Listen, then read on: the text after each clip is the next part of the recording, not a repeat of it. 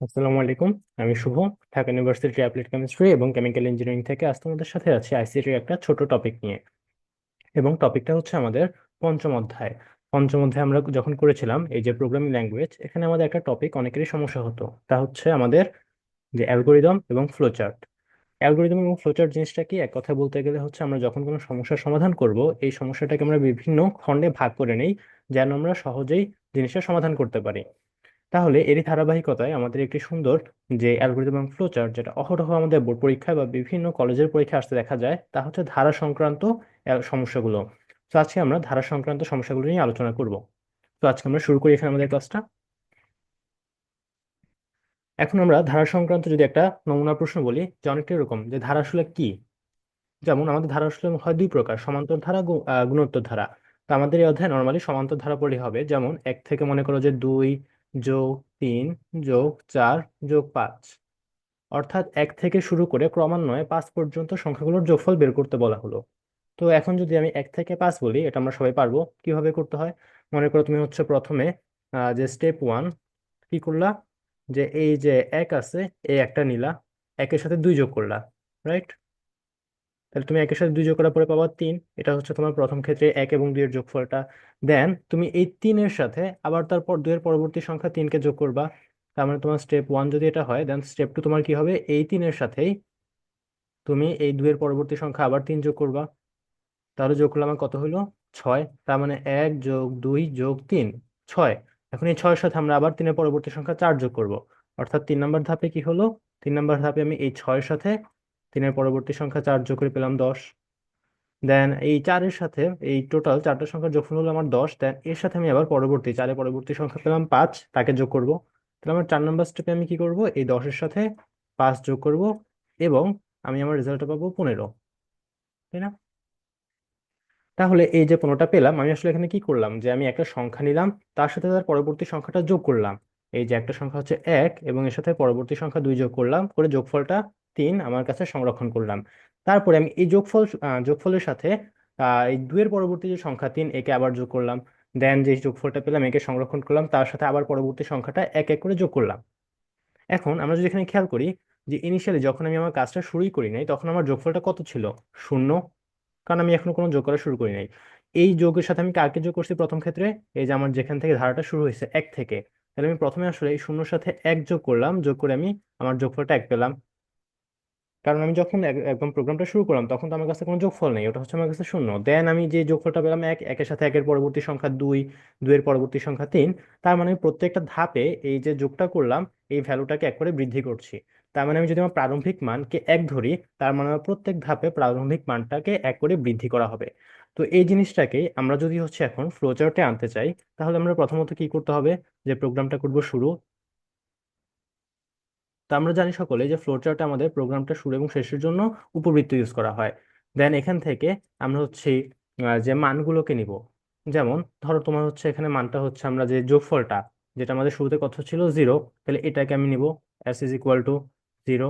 আর তার সাথে আমি প্রারম্ভিক মান, যে কার সাথে মানে কোথা থেকে যোগফলটা শুরু করলাম, এই যে ইনিশিয়াল ভ্যালুটা, এটা হচ্ছে আমাদের এখানে আইডেন্টিফাই করতে হবে। এটা হচ্ছে আমাদের কত, 1। যদি আমাকে এখন এমন বলা হতো যে না, 1 থেকে শুরু না করে যে 2 থেকে 10 পর্যন্ত সংখ্যা যোগ করতে, তাহলে আমার প্রারম্ভিক মানটা হতো 2। যদি বলতো 5 থেকে 10 পর্যন্ত সংখ্যার যোগফল, তাহলে আমি প্রথমে এই শূন্যর সাথে কাকে যোগ করতাম, অবশ্যই 5কে যোগ করতাম, তাই না? এই জন্য আমাদের এখানে প্রারম্ভিক মানটা হলো 1। এখন এখানে যেহেতু আমি কোনো ইনপুট নেই নাই অথবা কোনো আউটপুট নেইনি, তো এই জন্য আমাকে এখানে একটা আয়ত দিতে হবে। তাহলে স্টার্ট হলো, স্টার্টের পরে আমি দুটো ভ্যালু নিলাম, যেখানে হচ্ছে মানে এস চলকে, মানে আমার যোগফল আমি রাখবো এস এর মধ্যে। আমার এস এখানে আসলে কি রিপ্রেজেন্ট করে, এসটা আমার রিপ্রেজেন্ট করে সাম, বা বাংলায় বলে হচ্ছে যোগফল। তার মানে আমি এই সামের মধ্যে আমি প্রত্যেকটা ধাপে যে যোগ করে যোগফলটা পাচ্ছি, এটা আমি এই এস চলকের মধ্যে রাখবো। তো আমি এখন যেহেতু কোনো যোগ করা শুরু করিনি, এই জন্য আমার এস চলকটা হচ্ছে কত, 0। তারপরে এখানে আমাদের হচ্ছে একটা ছোট কাজ করতে হয়, যে জিনিসটা হচ্ছে আমাদের এই যে আয়ের ভ্যালুটা, এটা আমি কতক্ষণ পর্যন্ত আসলে যোগ করবো। এই আয়ের ভ্যালু 1 ছিল, দেন 2 হয়েছে, 1 বেড়ে 3 হয়েছে, 4 হয়েছে, 5 হয়েছে, কতক্ষণ এই কাজটা করবো, যতক্ষণ পর্যন্ত আমার এই আয়ের মানটা 5 পর্যন্ত থাকবে। যদি 5-এ ক্রস করে 6 হয়, তাহলে তুমি আর যোগ করবো না, কারণ আমার যোগফলটা এখানে 1 থেকে 5 পর্যন্তই, তাই না? আয়ের ভ্যালুটা প্রথমে ছিল 1, তারপর 2 হলো, 3 হলো, 4 হলো, 5 হলো, এতটুকু ঠিক আছে, আমরা এই পর্যন্ত যোগ করতে থাকবো।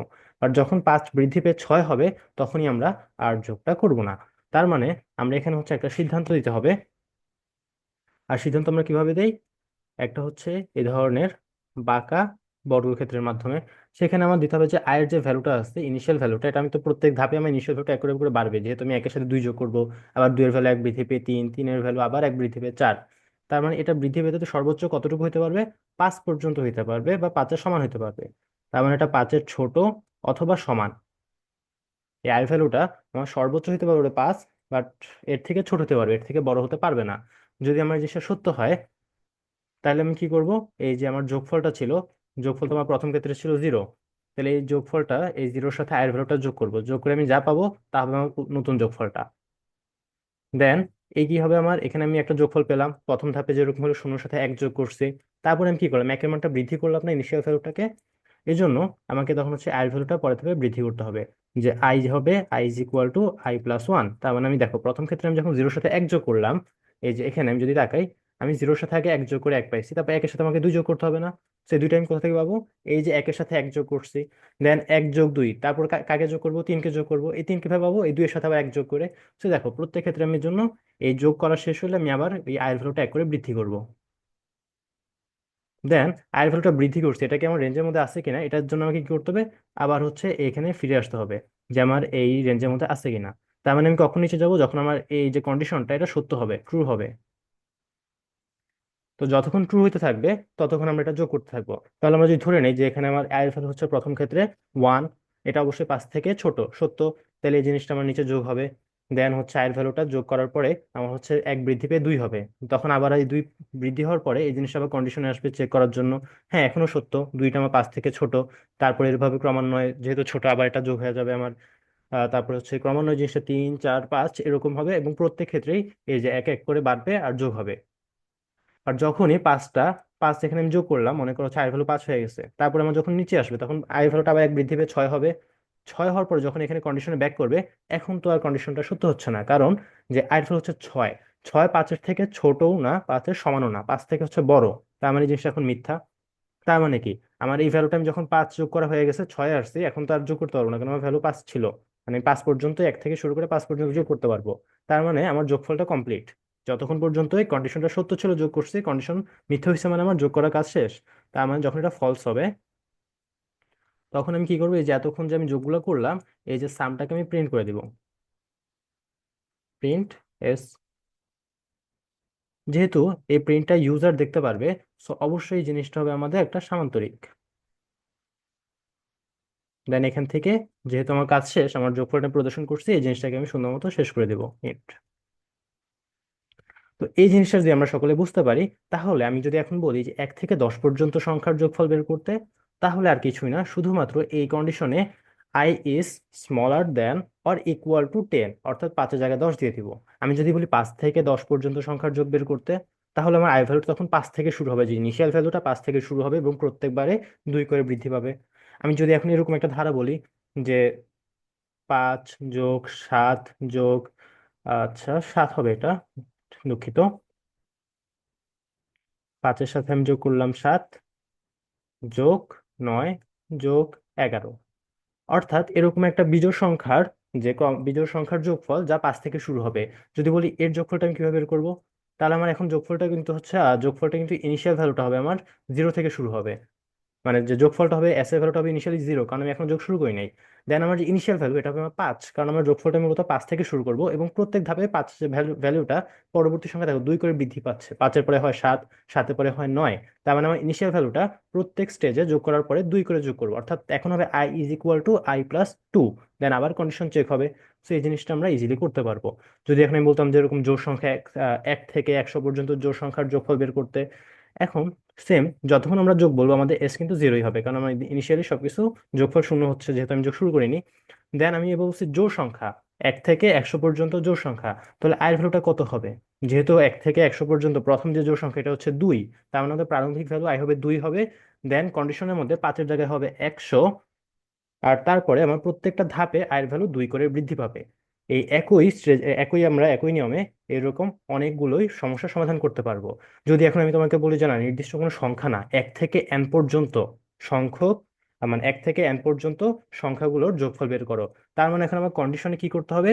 জাস্ট এই স্টেজে আসতে হবে, দেন এখান থেকে, অর্থাৎ জিনিস হচ্ছে এরকম যে স্টার্ট দিব, স্টার্ট দেওয়ার পরে আমার এন এর ভ্যালুটা তো আমি জানি না, তো আমাকে অবশ্যই ইনপুট নেওয়া লাগবে। ইনপুট নিব এন। এখন এন আমাকে ইউজার 5ও বলতে পারে, 10ও বলতে পারে, 1000ও বলতে পারে, 10,000ও বলতে পারে। দেন এই এখানে যে আমরা কন্ডিশন চেকটা, আমরা ইনপুট নেওয়ার পরে এনটাই কন্ডিশনে বসে দিব, অর্থাৎ তখন আমাদের এই জায়গাতে যথারীতি S is equal two zero, S is equal two হবে আমাদের জিরো। আয়ের ভ্যালুটা ডিপেন্ড করে যে আসলে আমাদের কোন ধারাটা আছে। যদি বলা হয় 1 থেকে 100 যোগ করতে, আয়ের ভ্যালু 1 থেকে শুরু হবে। যদি বলে 1 থেকে 100রই কিন্তু জোড় সংখ্যাগুলো, তো আমাদের তখন তো আসলে প্রথম জোড় সংখ্যাটা হচ্ছে 2, তখন আয়ের ভ্যালু হবে 2। আর যদি বলা হয় যে 5 থেকে 10 পর্যন্ত যোগ করতে বা 5 থেকে 100 পর্যন্ত, তখন আমাদের আয়ের ভ্যালু হবে 5। তো এই আয়ের ভ্যালুটা আমাদের ভ্যারি করবে প্রশ্ন অনুযায়ী। তো আয়ের ভ্যালুটা আমি এখানে রাখলাম না। দেন আমাকে কি করতে হবে, এই কন্ডিশনের মধ্যে যেহেতু এখন আমি n জানি না আসলে কত, so আমি কন্ডিশনের মধ্যে nটাকে যেভাবে আছে এভাবে রাখবো, যে আমার i যতক্ষণ পর্যন্ত n থেকে ছোট হবে অথবা n এর সমান হবে, ততক্ষণ পর্যন্ত আমি জিনিসটা রান করব। তো আমার যদি এই কন্ডিশনটা সত্য হয়, সো নিচের দিকে গেলে কি হবে, s is equal to S plus I. এটা অবশ্যই একটা আয়তক্ষেত্রের মধ্যে হবে, কারণ এখানে আমি কোনো ইউজারের সাথে আমার কাহিনী নেই, এটা আমাদের নিজস্ব প্রসেসিং হচ্ছে। দেন এরপরে হবে আই এর ভ্যালু 1 করে বৃদ্ধি পাবে, আই ইজ ইকুয়াল টু, আসলে এক এমন না, যদি আমাকে বলা হয় যে মানে ক্রমিক সংখ্যা তাহলে 1 করে বৃদ্ধি পাবে।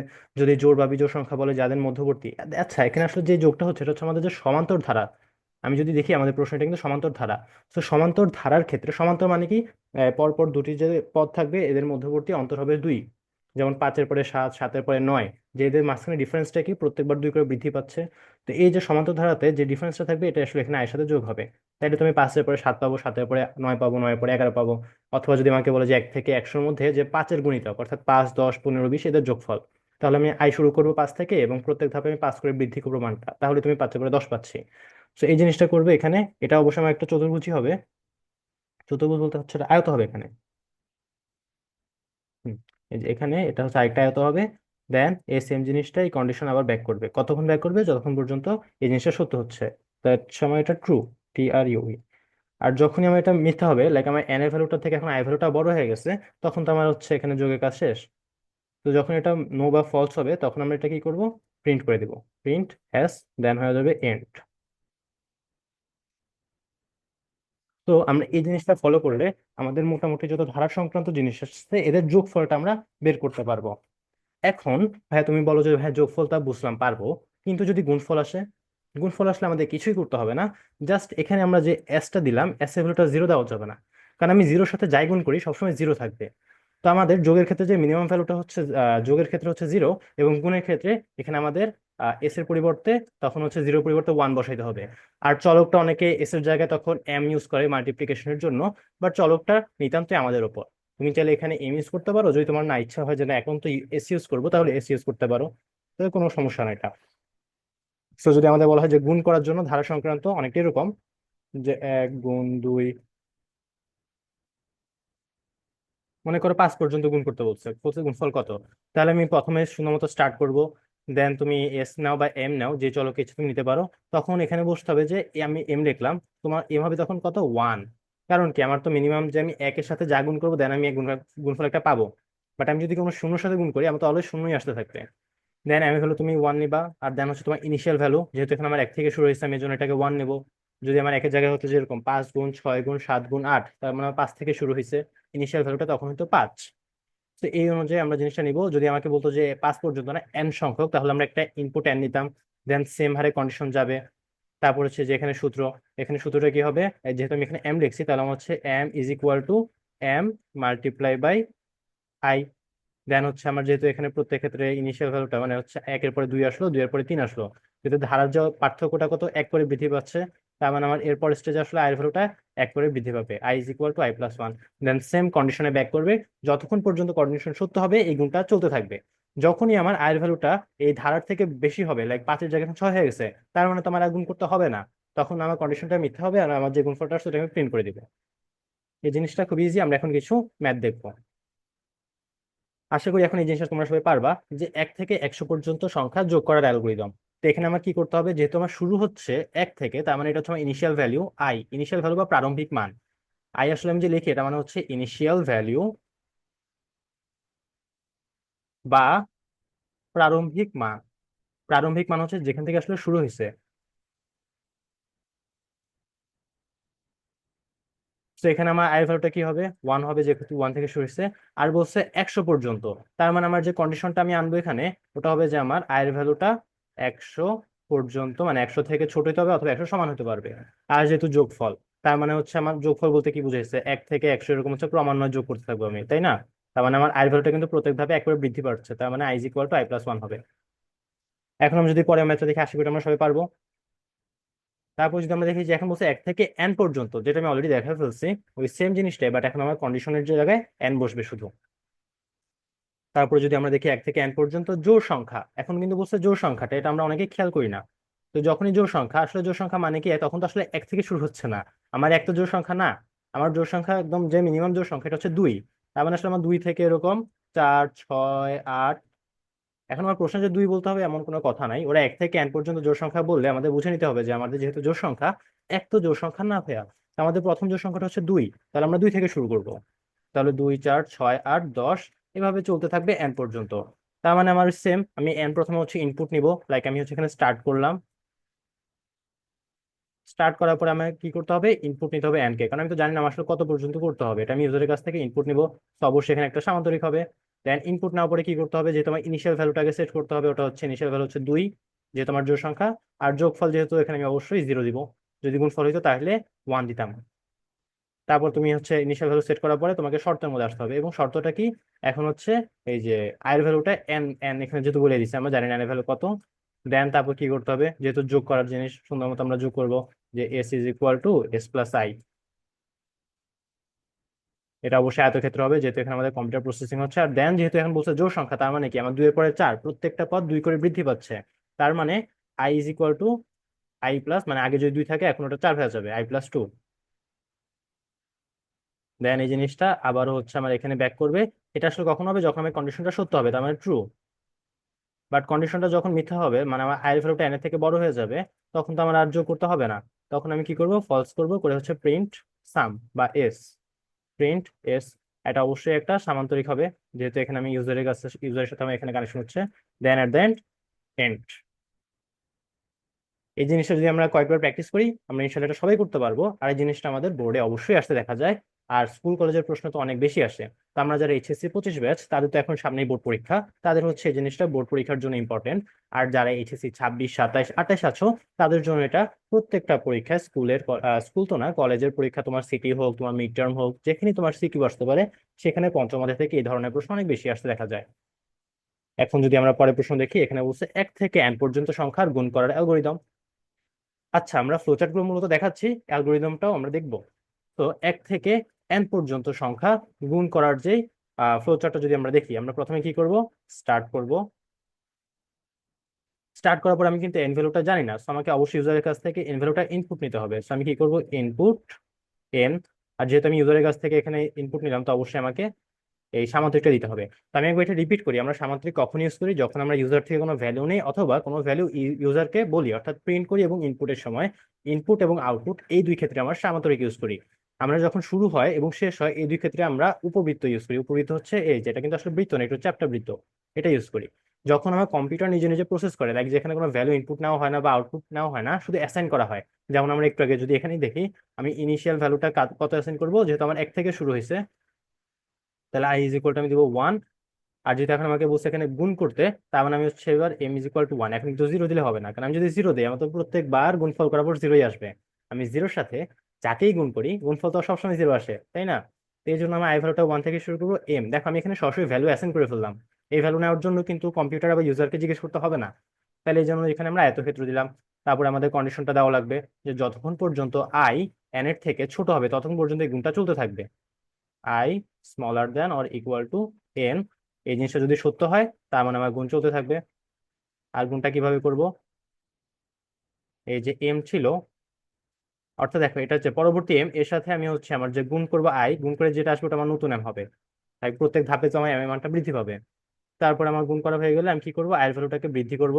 কত করে বৃদ্ধি করব, যেহেতু আমার এখানে বড় নেই যে জোড় বা বিজোড়, তার মানে আমার এখানে বাই ডিফল্ট 1-এর পর 2, 3, 4 এভাবে আসতে থাকবে।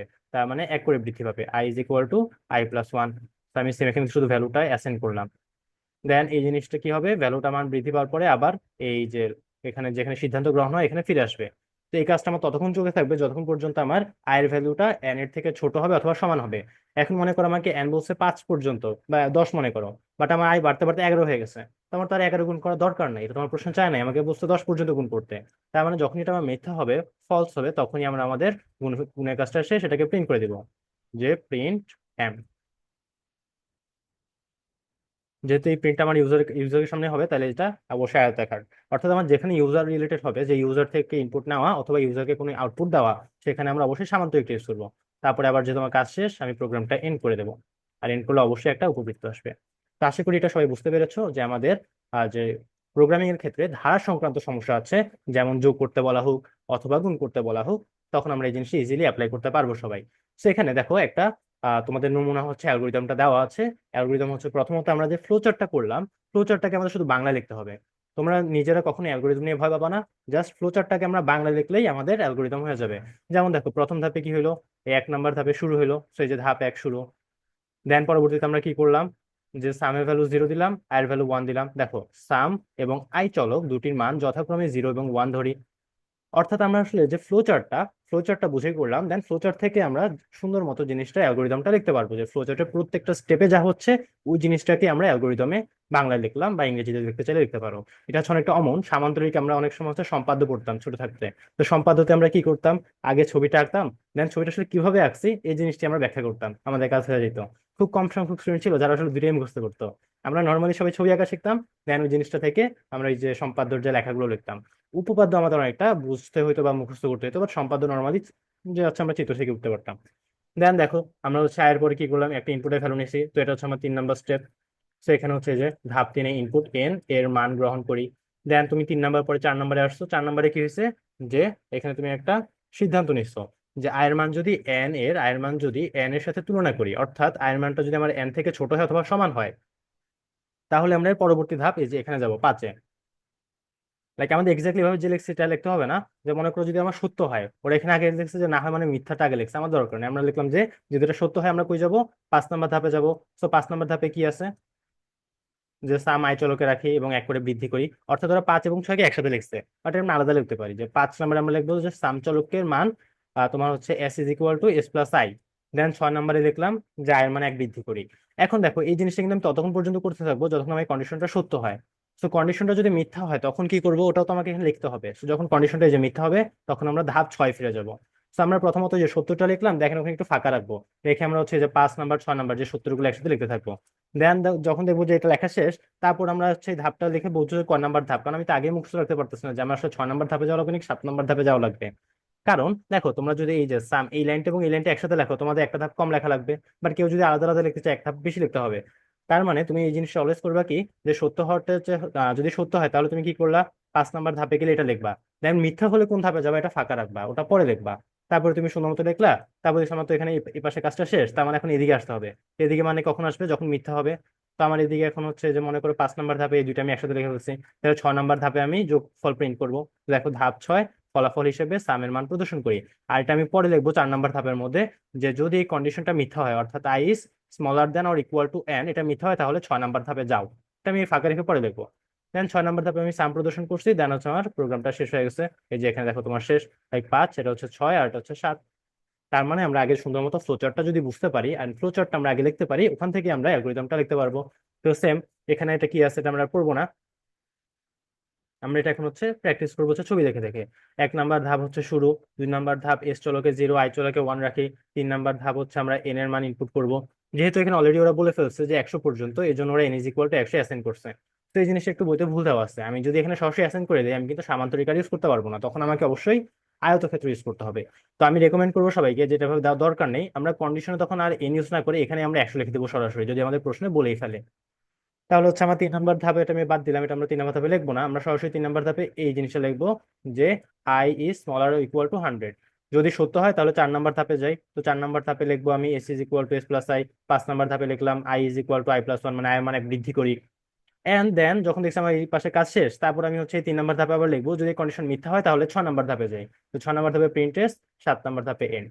আশা করি আমরা সকলেই এই ধরনের যে ধারা সংক্রান্ত রাশি আছে এর যোগফল এবং গুণফল গুলো খুবই সুন্দরভাবে বের করতে পারবো, এবং এখান থেকে আমাদের কোনো প্রশ্ন আসলে আমাদের আর সমস্যা হবে না। আচ্ছা, আজ আমাদের এই পর্যন্তই। আমরা আশা করি সবাই এটা বুঝতে পেরেছি যে কিভাবে আমরা কোনো সংখ্যার কোনো ধারা সংক্রান্ত যে রাশিমালা এদের কিভাবে আমরা ফ্লোচার্ট বের করতে পারি এবং কিভাবে এদের অ্যালগোরিদমটা বের করতে পারি। আজ এ পর্যন্তই। ইনশাল্লাহ আমরা অন্য কোনো ক্লাসে দেখা হবে অন্য কোনো টপিক নিয়ে। ওই পর্যন্ত তোমরা সকলে সুস্থ থাকো, ঠিক মতো পড়ালেখা করো। আল্লাহ হাফেজ।